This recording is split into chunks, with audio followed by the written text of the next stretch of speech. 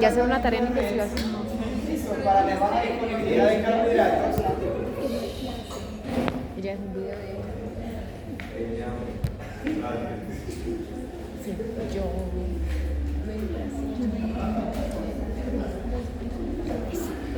Listo, vamos a seguir. Qué pena interrumpir los muchachos. Bueno, entonces, la baja disponibilidad de carbohidratos, el mecanismo de la intervención nutricional. Entonces, la baja disponibilidad de carbohidratos puede afectar en la función de la salud ósea, ¿sí? Haciéndose pues un mecanismo genéticamente dependiente de la disponibilidad energética, ¿ok? Recordemos que haber bajos niveles de energía, principalmente energía derivada de los carbohidratos, va a promover altos niveles de leptinas que van a jugar un rol importante en la función de el factor de hormona de crecimiento. ¿Okay? También nosotros tenemos que asegurarnos de dar los requerimientos óptimos o suficientes de carbohidratos para el día, para antes, durante y después del ejercicio y para las sesiones de entrenamiento. Acá van a ver una parte muy interesante. Va a haber una parte muy interesante en cuanto a los macronutrientes, principalmente a los carbohidratos. Tenemos fase folicular y fase lútea media. ¿Okay? Cuando nos referimos a fase folicular, nos vamos a referir a cuál fase específica de la fase folicular, muchachos. A la primera. La tardía. ¿Okay?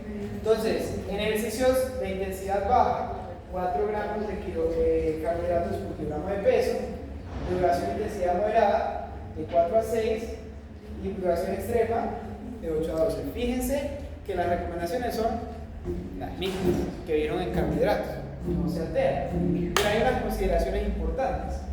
Considerar en cuanto a intensidad baja la fase del ciclo menstrual, por ejemplo, durante la menstruación y los posibles efectos de síntomas físicos y mentales individualizados. También se debe considerar que el almacenamiento de glucógeno puede reducirse en la fase folicular. Entonces, ahí podemos hablar un poquito de aumentar un poquito, si es que no somos glucógeno dependientes, dependiendo del ejercicio. ¿Okay? Y considerar la fase del ciclo en relación con la regulación del apetito, por ejemplo, mayor en la fase lútea media. ¿Okay? Son como las consideraciones. También, para carga de carbohidratos de 18 a 24 horas antes, de 10 a 12 gramos, considerar que el almacenamiento de glucógeno puede reducirse en la fase folicular. Entonces, digamos que considerando, aquí un ejemplo muy importante, muchachos, considerando que se reduce el almacenamiento de glucógeno, ¿qué entenderían? ¿Seguir el límite inferior o el límite superior de la recomendación? Se recomendaría el superior, ¿listo? Porque hay mayor oxidación. Entonces, para tener eso presente, esa consideración principal, ojo pues ahí. Lo mismo para ejercicios que se podría interpretar de 18 a 24 horas antes, con una duración también de 90 minutos en adelante, ¿sí? Considerar que el almacenamiento de glucógeno puede mejorar en la fase ovulatoria o en la lútea media. ¿Listo? Entonces acá seguimos un rango límite inferior, porque por referente la fase que se encuentra, si estamos en la ovulatoria o en la lútea medial, ya nos podemos decir no le vamos a dar tantos carbohidratos, porque hay mayor aumento de glucógeno muscular y hepático. ¿Listo? Importante consideración. Porque es importante, porque a veces, asimismo, como dar poco carbohidrato es malo, va a tener una afectación en el rendimiento deportivo, dar excesos también va a generar lo mismo. No los mismos síntomas, pero sí efectos de bajo rendimiento. Y con medida pre-ejercicio, seguimos las recomendaciones similares, pero hay que considerar que el almacenamiento de glucógeno puede reducirse también en la fase folicular. Entonces, aumentamos un poquito más antes del ejercicio. Muy bien. Acá ya vamos por sesión de entrenamiento. Carbohidratos igual. ¿Ok? Entonces, para ejercicios de corta duración, menor a 45 minutos, básicamente puede ser jugar un partido de voleibol ahí de recocha, no se necesita o con lenguaje vocal es suficiente. Repetición de clase de carbohidratos. Y las mismas consideraciones. Considerar que durante el ciclo menstrual y los posibles efectos de síntomas físicos y mentales. También considerar el almacenamiento de la fase folicular, ¿sí? Y que la ingesta de carbohidratos durante el ejercicio puede ser más crucial para mantener una disponibilidad de carbohidratos suficiente, dependiendo pues en qué fase se encuentra, es decir, en este caso en la fase folicular. ¿Sí quedó clara esa parte? Sí. Bueno, acá mismas recomendaciones, ¿sí? Para de 45 a 75 minutos, enjuague bucal de 30 gramos por hora de ejercicio, ¿sí? Para ejercicios de intensidad moderada y de intensidad de 1 a 2 horas y media, de 30 a 60 gramos por hora, y para ejercicios de resistencia que sobrepasen o que vayan a pasar las 2.5 horas, 90 gramos por hora con mezcla de carbohidratos, ¿sí? Vuelvo a hacer una pregunta, ¿eso sí está claro? ¿La gramos por hora sí quedó claro? ¿O todavía hay dudas sobre eso? Porque es un tema que va a entrar en el parcial. Entonces, quiero saber si sí les quedó claro ese tema. O sea, esos gramos se multiplicaban por las horas del ejercicio, ya. Ajá, listo. Bueno, muy bien. Entonces, ya sabemos que si un atleta que tiene un partido o de lo que sea que le dure hora y media o 2.5 horas, ¿sí? No le van a dar 90 gramos por hora, ¿cierto? Sería después de las 2 horas y media, en promedio, ¿sí? Muy bien. No hay duda sobre eso. Entonces, también presente que la ingesta después del ejercicio para la recuperación máxima del glucógeno muscular, que entre las primeras 4 horas, se debe dar entre 1.2 gramos por kilogramo de peso por hora, ¿sí? Más o menos la cantidad de carbohidratos dentro de las 4 horas necesarias, serían 4, ¿cierto? En promedio. Entonces, hay que considerar que el almacenamiento de glucógeno puede reducirse en la fase folicular y que la ingesta de carbohidratos durante el periodo temprano a posterior al ejercicio puede ser aún más crucial para aumentar el almacenamiento, es decir, para recuperar el músculo, ¿ok? Para la próxima sesión de competencia o de entrenamiento. Entonces, cuando digamos que tenemos una paciente en la fase folicular, ¿sí? Nosotros tenemos que considerar qué rango le vamos a dar y en qué cantidad, dependiendo qué depresiones del glucógeno muscular. Entonces, sé que se habla de lo mismo, de diferentes momentos, pero son importantes, ¿ok? Por eso pregunto si les está quedando claro. Porque uno puede decir, paciente femenina, se encuentra en X fase, ¿sí? Se le está mandando al nutricionista cada cantidad de macronutrientes en las próximas tales horas. ¿Es adecuado o no es adecuado? O considere por qué no es adecuado. ¿No vamos a entender? Entonces, por eso es importante que quería que entendieran Pero esa entonces claridad. cuando en el carbohidrato usted dice se le debe mandar un poquito más en la fase así, pues, folicular porque hay menos reservas de glucógeno. Sí, menos Más o captabilidad de menos, glucógeno. pero entonces ahí de cuánto estamos hablando precisamente, ese más es de cuánto. No, simplemente optimizar lo más pronto posible. Profe, ¿se La podría hacer depresión como un glucógeno. ejercicio? ¿Mm? Podríamos hacer un ejercicio así. Es que no es como tal un ejercicio, es un análisis. Es un análisis. Yo no les estoy diciendo que calculen nada, solo les estoy haciendo un análisis. ¿Listo? Entonces, por ejemplo, si yo les dijera, vamos a hacer el ejemplo, que la paciente se encuentra en la fase lútea, ¿sí? Lucha. Ya ahí se da menos, ¿sí? Menos, Porque la menos depresión de carbohidratos. glucógeno, pues el almacenamiento de glucógeno es Es mayor, mayor. ¿sí? Y en la fase folicular se da más. Solo es como un análisis, no es cálculo. ¿Sí me hago entender? Eso. Pues es decir, se manda más, se manda menos. Exactamente. Lucha menos. Pero no folicular puede más. partir porque como por ejemplo de ese 1,4 de carbohidratos, o sea que se le está dando 4 gramos. Podría darle 1. Exacto. O se podría partir de ahí. Con los gramos por hora. Ah, listo. Entonces, vamos a hacer un ejemplo con los gramos por hora. Eso. Digamos, pero con la mujer o general.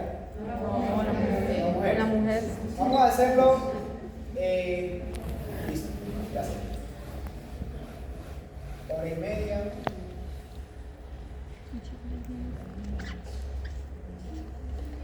Hicimos un ejercicio así con precisión.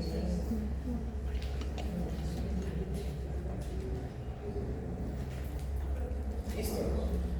Baloncesto. El deporte demora 1.5 horas. la actividad, ¿okay? El partido más o menos, es decir, hora y media. ¿Okay? ¿No? Hora y media. Listo. Entonces, quiero que me digan ustedes qué recomendación de carbohidratos le darían a ese atleta que se encuentra en la fase folicular. Folicular, la primera. 30. 30. No, gramos por hora. 30. 30. 30. ¿Por qué 60? Porque está agarrado de película. No, porque se necesita más Carbohidrato. ¿Por qué 30? No se necesitan menos carbohidratos. No, Esa es ya la no más. más. Necesita más. Ah, ya. En de 30 y 60.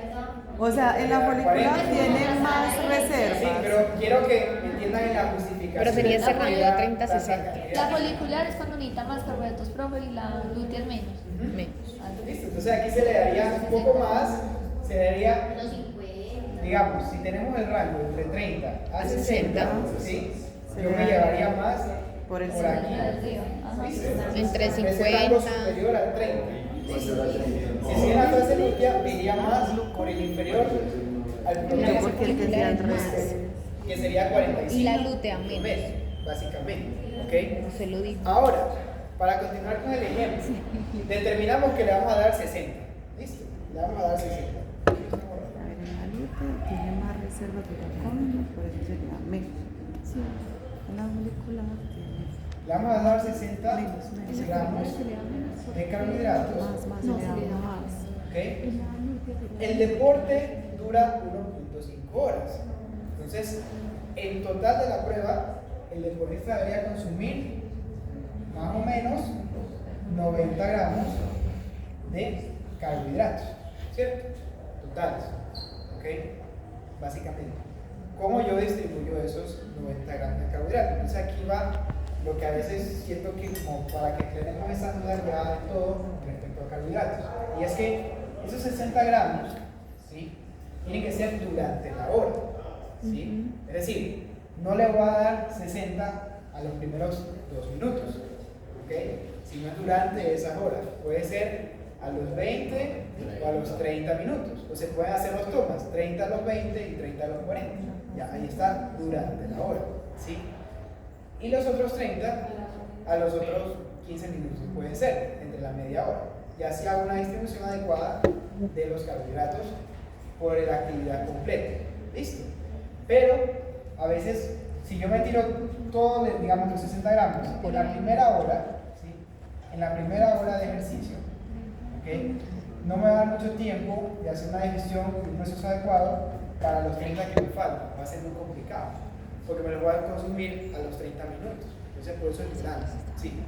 Bueno, y eso también se puede programar, por ejemplo, coger los 90 gramos, digamos que ya basquetbolista, pues, en este caso, que uno sepa en qué momento se necesita más intensidad, es decir, no es que También. en el minuto 60 la necesito a tope, entonces lo va a dar gran parte de los 90 ahí. Por ejemplo, con baloncesto es muy sencillo, digamos, ese trabajo, porque los partidos son por cuartos, no son por cuartos de hora. Entonces tú puedes cada descanso darle carbohidratos, cada cuarto de hora. Siempre hay que fraccionar. Sí, es mejor fraccionarlo porque es nuestra hora. Entonces, con ese deporte es muy fácil por ese motivo. Con fútbol no, por ejemplo, porque el descanso es a los 45 o a los 50 minutos. Mismo ejemplo, pero si estuviera en fase lútea, entonces ya le daríamos no 60 sino 30. Ajá, exactamente. Listo. Entonces, por eso es importante tener esa consideración. ¿Ok? Bueno, considerar los sintáxis. Y se lo dijo. Más reservas en la folicular. Folicular, Pero menos sí, reservas. no hay pruebas contables.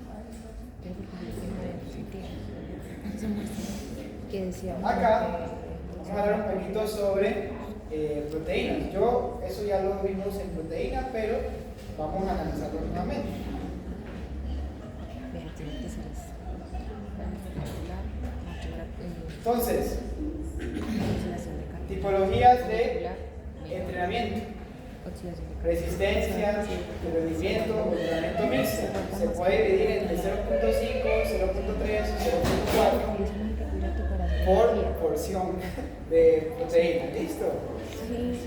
Se considera que deben ser proteínas de rápida digestión, principalmente que tengan alto contenido de leucina. ¿Okay? Si hablamos del consumo diario por comida, una buena cantidad de macronutrientes, siempre la porción media es de 0.3 gramos por porción. ¿Listo? Entonces, hagamos ese pequeño ejercicio de todos para conocer la porción de cada uno. 0.3 por el peso. 0.3. Sí, por el peso.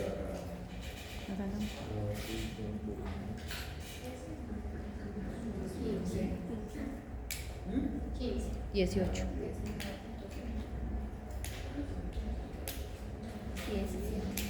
¿Y eso sería de qué proteína? La porción de proteína 0.3 promedio. ¿Listo? Entonces, miren que la mayoría se encuentra dentro de ese rango promedio, que puede ser entre 20 y 35 gramos de proteína por porción. ¿Sí? No es tan necesario consumir tantas cantidades de proteína por porción. Casi siempre por porciones. Entonces es muy importante tener eso muy claro. Porque a veces nosotros nos variamos mucho en la porción parte de proteica. comida. Como que Sí, si sí. no vemos mucha porción, no es tan eficiente, pero las recomendaciones son claras. Para entrenamientos más pesados se puede considerar hasta 0.5. ¿Ok? Por porción. Listo. Acá, como tal, tenemos una consideración muy importante en cuanto al consumo post ejercicio de 0.5 gramos y el consumo diario de 0.3. Fíjense en eso. ¿Sí? Los requerimientos deben ser incrementados entre el 10 y 15% con una baja disponibilidad de carbohidratos. Si hay una presencia baja de carbohidratos, para que tengamos presente. Listo. Y nosotros, a niveles de requerimientos post ejercicio, bueno, no, ustedes, a niveles de requerimientos post ejercicios, hay que tener en cuenta las señalizaciones para el consumo adecuado de proteínas, porque puede afectar un poco en la parte de producción de estrógenos en la fase folicular. ¿Okay? Entonces, por eso el consumo de proteínas es muy importante. ¿Okay? Muy bien. Y ya como todas las recomendaciones más generales para el tratamiento de resistencia, se puede recomendar también entre 0.5 a 0.4 cuando hay una deficiencia energética en cuanto a proteínas, es decir, pérdida de peso o estar buscando hacer recomposición corporal. ¿Sí? Esas divisiones de consumo se pueden dar más o menos entre 4 o 5 momentos del día. ¿Sí? Inclusive se pueden aumentar hasta más. O podemos juntar 2 momentos del día para hacer la recomendación. Ustedes cuando vieron introducción, ¿qué pasó? Hace mucho, ¿no? Sí. Ya hace 6 semestres. ¿Cómo me molesta por esa? Listo. Cuando ustedes hacían la planificación por medio de la lista de intercambios, ¿sí? Yo considero que es un poco más complicado cumplir con la recomendación de proteínas. Entonces, a veces, como les decía, es más específico hacerlo con alimentos claros, ¿sí? Un poco más claro. Hacer 2 o 3 ejemplos de menú para los deportistas al menos, ¿sí? Porque a veces es un poco complicado cumplir cuando son requerimientos proteicos para deportistas muy grandes. Estoy hablando de deportistas de 90, de 100 kilos. O sea, las cantidades proteicas estamos hablando de 7, 6, 5. Carnes magras. Y si hablamos de sustitutos más, tenemos en cuenta que los sustitutos es un promedio entre básicamente carnes frías con quesos y huevo, también genera una discrepancia muy grande. Entonces es como para que lo tengamos muy presente al momento de hacer una planificación dietética. ¿Listo? Bueno, como les decía también, vamos a considerar las grasas, ¿sí? Las grasas son esenciales para mantener las concentraciones de hormonas sexuales y absorber esas vitaminas liposolubles, mineralidades. Ah, sí, claro, siento que Los ácidos grasos como el omega 6 y el omega 3 deberían estar cumpliendo un ratio entre 1,2 y 2,1, ¿sí? Y el omega 3 habla sobre la reducción de la inflamación sistemática, que puede ser particularmente beneficiosa durante la fase folicular del ciclo, cuando la inflamación sistemática es elevada, es decir, cuando comienza, ¿sí? La fase 1, cuando comienza la fase 1. ¿Okay? La grasa dietética generalidades, 20 al 35%, las variaciones en las hormonas sexuales femeninas durante la fase folicular y lútea del ciclo menstrual influyen en el metabolismo de las grasas. ¿Ok? Entonces, hay que cuidar mucho de las niñas porque tienen muchas cositas que nosotros como nutricionistas hay que estar muy pendientes. ¿Listo? Yo sé que es un tema de muchas cosas, pero si los organizamos, las vamos plasmando, se puede cumplir a cabalidad.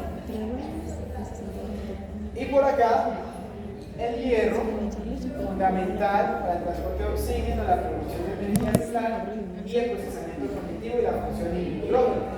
Entonces, vamos a ver una pequeña gráfica, un mapa conceptual, hablando un poquito sobre redes y hierro.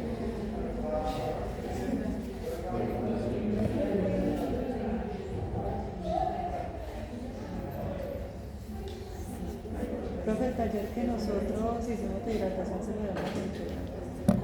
El taller que hicimos de hidratación se lo damos a entregar. Que yo vi que en el servicio tenía ahí un taller. ¿Cuál es ese taller? Sí me lo deben entregar, ese no es. Sí me lo deben entregar, pero cuando vayamos a práctica. Porque eso lo vamos a ver en práctica, la mayoría. Pensé que era ese taller. Ah, let's say. Sí, sí. Muy bien. Entonces, cuando hablamos de baja disponibilidad energética, ¿sí? Con un alto gasto energético, una baja ingesta energética, ¿sí? Nos podría dar una deficiencia de hierro, ¿ok? Que por consecuencia una deficiencia en el rendimiento, ¿sí? Obviamente, si hablamos de baja disponibilidad energética, también obviamente bajos niveles de hierro dietario, ¿ok? Ahora, ¿qué pasa? ¿Cómo va a influir esto? Obviamente, la recuperación ósea, la función inmunológica, ¿sí? La función de la hormona tiroidea va a verse influenciada por la deficiencia de hierro. Y eso nos va a traer otras alteraciones por la misma deficiencia energética relativa del deporte, que va a ser alteraciones metabólicas, endocrinas, inmunológicas, de crecimiento y desarrollo muscular también, y función menstrual. Entonces, básicamente, bajaría mucho los niveles de estrógenos y testosteronas y así, personalmente, generar un REDS o una trigada en el atleta. Por eso, con las mujeres hay que tener mucho cuidado o un análisis periódico al menos del hierro, pues un hemograma, pues un análisis de hierro. ¿Listo? Al menos en los deportistas que entrenan mucho resistencia. ¿Listo? Considero que para resistencia mucho más importante porque son los que más deficiencia de hierro pueden tener. ¿Ok? Entonces, para que lo tengamos presente. Aquí vemos varias poblaciones de riesgos, ¿sí? Alto riesgo, mujeres atletas, como les digo, deportistas de resistencia, atletas en deporte de manejo de peso y atletas con restricciones, ¿sí? Restricciones de cualquier cosa, ¿ok? Aquí el ejemplo pueden ser vegetarianos, veganos, ¿sí? Pero si hablamos de un atleta que empieza a restringir los carbohidratos, por ejemplo, también hay que tener mucho cuidado con ello, ¿sí? Atletas que quieran restringir la grasa, ¿ok? O atletas que quieran hacer otro tipo de estrategias alimentarias, como dietas paleo, por ejemplo, que son muy famosas en redes. Entonces, para que lo tengan muy presente. ¿Sí? Pregúntame, ahorita se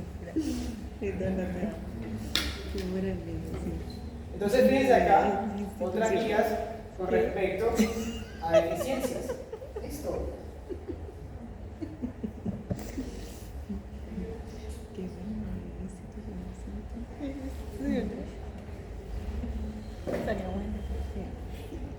Vemos niveles de hemoglobina, ¿sí?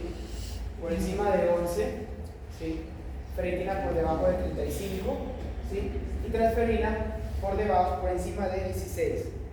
Deficiencia de hierro, ¿okay? Los niveles de hemoglobina están muy bajos para esa consideración. Si nosotros podemos considerar al atleta, podemos subir un poco más, por encima de 12 o de 13. ¿Listo? Si hablamos de deficiencia no anémica, es decir, que sigamos con la hemoglobina elevada por encima de 11, la ferritina ya va a estar deficiente por debajo de 20 y la transferina por debajo de 16. Y ya cuando hablamos de deficiencia anémica, es decir, que no haya una exposición crónica, para diagnosticarla. Y cuando ya no hay consumo de hierro en la dieta, las 3 están bajas. Ferritina por debajo de 12, hierro por debajo de 11 y cafeína por debajo de 16. ¿Listo? Es muy importante a veces contrarrestarlo contra lo que les pueda decir un mismo médico, porque ustedes pueden decir, no, es que el deportista no es anémico. O sea, sí tiene una deficiencia o una depresión, pero no es anémico, porque no cumple con las características de anemia en el deporte. ¿Listo? Como para que también les puedan debatir a los colegas. Profe, ya. Ah, 11:45. ¿Ok? Ya, profe, sí. Sí, claro. Voy a hacer un poco más de zoom.